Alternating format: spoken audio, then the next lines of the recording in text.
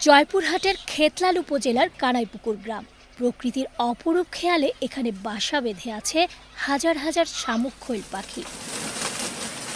পুকুর পাড়ের বড় বড় গাছে বাসা বেঁধে এক যুগ ধরে বাস করছে এসব পাখি। শামুক খৈল, শামুক ভাঙ্গা, হাইতোলা মুখ এসব নামে পরিচিত এই পাখিগুলো।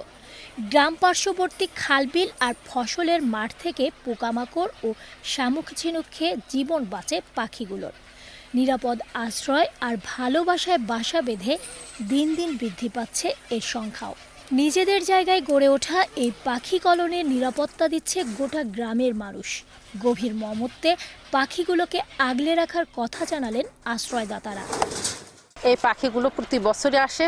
এদের খাদ্যের জন্য যে প্রয়োজন যেটুকু, অনেকগুলো জলাশয় আছে, এগুলোতে এদের খাবার পায়।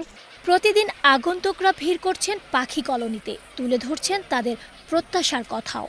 এখানে হাজারো পাখি বাসা বেঁধেছে। এই পাখির কলকাকলিতে এলাকাটা মুখরিত। এই পাখিগুলো দেখে আমার খুব ভালো লাগলো এবং এগুলো দেখে আমি খুব মুগ্ধ। পাখি এইসব প্রাকৃতিক সম্পদ, এগুলো পরিবেশের ভারসাম্য রক্ষা করে, এগুলোকে রক্ষা করা আমাদের সকলের দায়িত্ব। দেশের বিভিন্ন এলাকা থেকে পাখি দেখার জন্য দর্শনার্থী আসছে, তাই এই পাখি কলোনিতে বজায় থাকছে নিরাপত্তাও। পর্যটকদের নিরাপত্তা সহ পাখির সার্বিক নিরাপত্তা এবং পাখি যেন কেউ অবৈধভাবে শিকার করতে না পারে, এই জন্য আমার খেতলাল থানা পুলিশের নজরদারি সবসময় এখানে রয়েছে।